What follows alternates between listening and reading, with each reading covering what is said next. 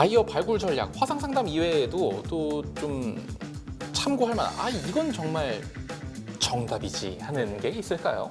우선은 좀 큰 내용을 좀 말씀을 드리면 바이어 발굴의 가장 중요한 전략을 두 가지로 나눠보면 저희가 이제 온라인과 오프라인이 있습니다.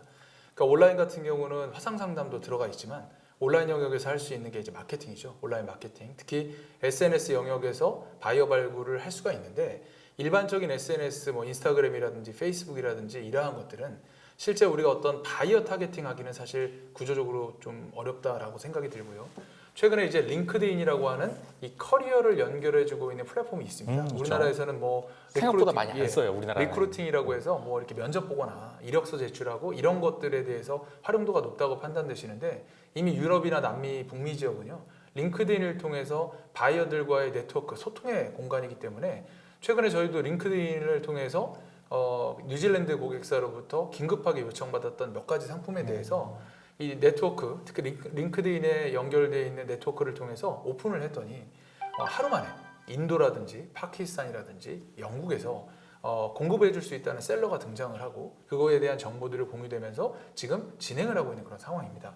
그래서 제가 느끼는 건 우리가 온라인 영역에서 할 수 있는 화상 상담 축을 빼면 적어도 SNS 공간, 특히 링크드인 같은 아직 우리나라 기업들이 잘 사용하지는 않지만 앞으로는 활용할 수 있는 그 가능성이 매우 높아지고 있는 상황이고요. 또 유튜브 같은 채널을 통해서 기업에 대한 정보들을 좀 많이 노출을 해야 되고 구글 같은 경우는 전 세계 포털 검색 점유율이 92%이기 때문에 구글을 통해서 우리가 이 SEO라고 하는 이 최적화, 검색 엔진 최적화를 통해서 우리 회사나 정보가 충분히 온라인상에 노출이 많이 돼야 된다. 이 말씀을 드리고요. 그다음에 온라인 영역 말고 오프라인 영역은 우리가 할 수 있는 게 전시회 참가. 이게 가장 효과적인 방법 중에 하나라고 할 수 있습니다. 그래서 전시회 참가를 가시기 위해서 이 가급적이면 중소기업들은 코트라에서 지원해주는 지원 사업이라든지 그다음에 우리나라 뭐 중소기업 중앙이라든지 많은 유관기관에서 전시회에 대한 비용들을 일부 지원을 해주고 있습니다. 그래서 이렇게 비용 절감을 통해서 전시회는 적극적으로 가셔야 되고 또 하나가 시장 개척단이라고 해서 그룹을 모아서 10개 기업, 20개 기업을 모아서 국가들을 돌면서 바이어 상담하는 그런 프로젝트도 있습니다. 그래서 이러한 시장 개척단 같은 오프라인 행사들을 최대한 많이 활용을 하시면 화상 상담과 더불어서 상당히 좀 효과적인 또 바이어들의 어떤 정보라든지 컨택이 좀 이루어질 수 있지 않겠느냐라고 하는 그런 생각을 합니다. 이게 찾아보면은 정말 좋은 프로그램들이 많아요. 네, 맞습니다. 이게 나라에서도 적극적으로 뛰는 이 무역인들을 위한 프로그램을 많이 준비해 놓고 있으니 조금만 더 찾아보면은 분명히 우리 회사에게 딱 맞는 프로그램이 있을 것이다. 그리고 전 세계에 우리의 흔적을 남기고 와야 된다라고 생각을 해주시면 될 것 같습니다. 자, 이제 계속해서 본다면은 메디컬 바이오 분야 이제 최근에 어떤 트렌드가 있는지 이제 뭐 방역이라는 아주 대형 이슈가 지나갔고요. 이제는 앞으로 어떤 트렌드 전망 또 향후에 우리가 어떤 대응을 하면 좋을지에 대해서도 짤막하게 언급을 부탁드릴게요. 우선 메디컬 바이오 분야에서 제 소견을 좀 말씀을 드리면 시장에서 메디컬 디바이스 같은 경우는 워낙 이 선진국에서 먼저 많은 개발과 그 성공들을 이루었기 때문에 이쪽 분야에서 중요한 거는 레퍼런스입니다. 레퍼런스.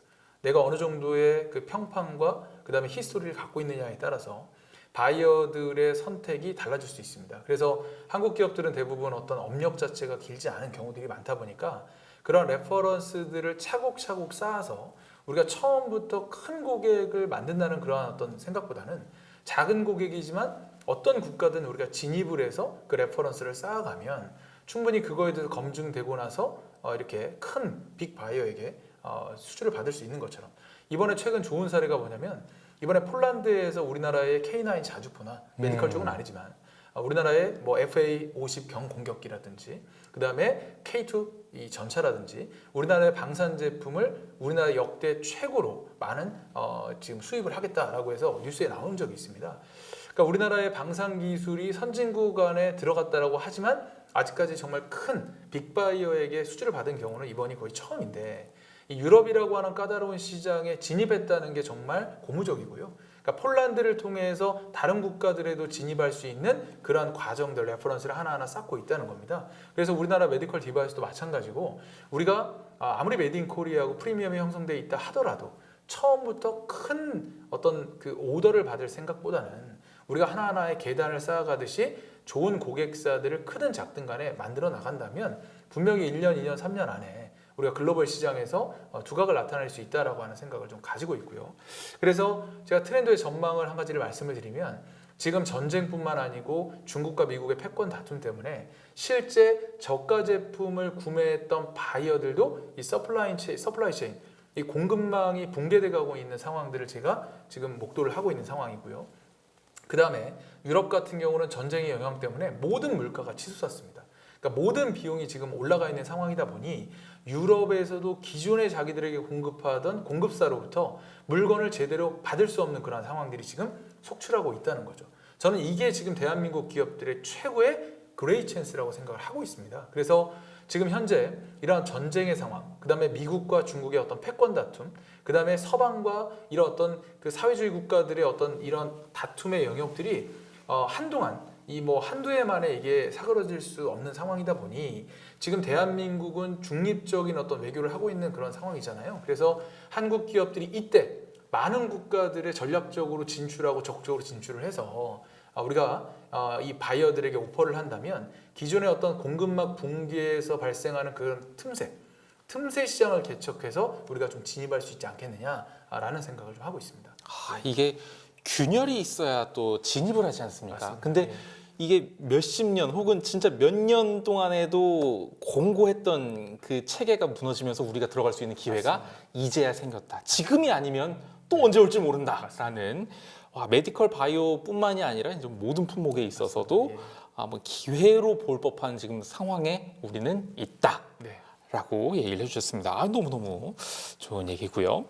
자, 끝으로 이제 마지막으로 우리 트레이드온 회원 기업 여러분들 불철주야 또 고생을 많이 하고 계십니다. 네. 어떤 응원의 이야기를 네. 할 수 있을지 또 대표님도 보면은 이제 관상이 고생을 또 많이 했을 것 같은 상이에요. 그런가요? 예. 네. 그래서 네. 어떤 경험이 또 많이 있었을 것 같고 네. 또 그만두고 싶을 때도 굉장히 많았을 것 같고요. 네. 그래서 그런 것들에 비해서 한번 우리 회원 기업 여러분들께 응원의 메시지 한번 예. 부탁드려볼게요. 제가 오늘 이 시청을 하시는 기업 분들에게 드리고 싶은 응원의 메시지가 있습니다.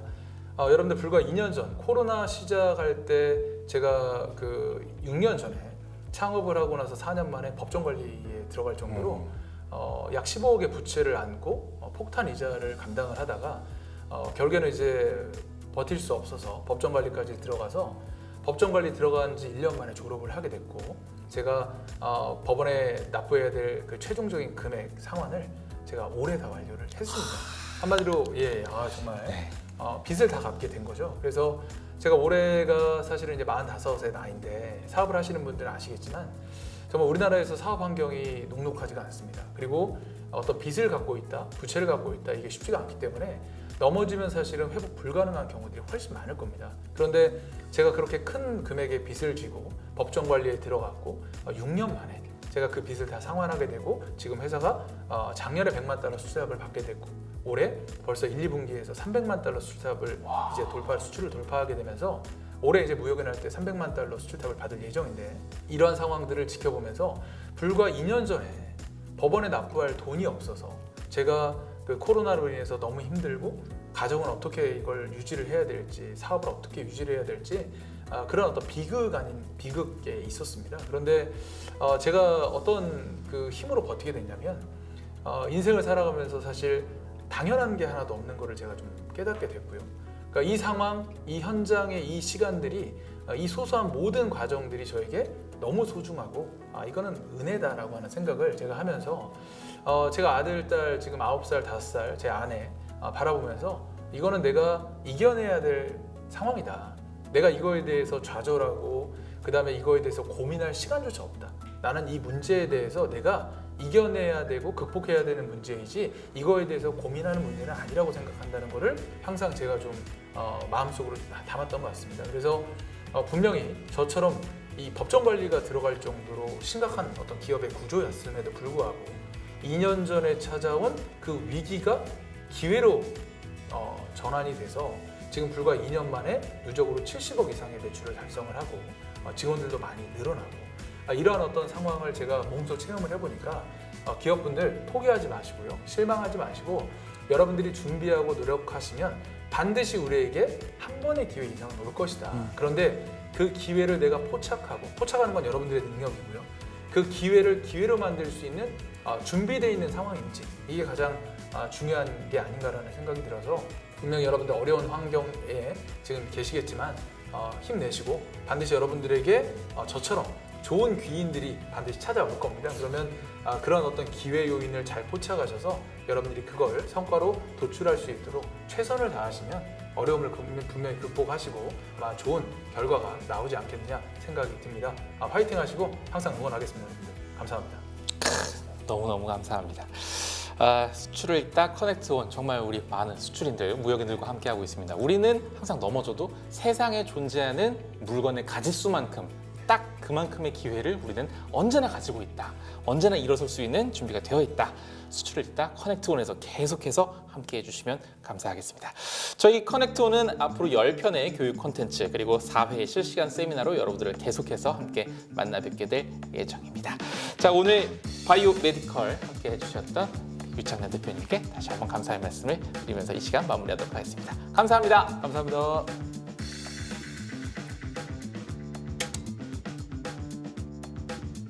보고서 다 썼습니다, 대표. 윤재네. 어? 그런가요? 거봐 하면 되잖아. 앞으로도 잘 부탁해요. 앞으로도요. 예, 이제 시작이지. 잘 부탁해요.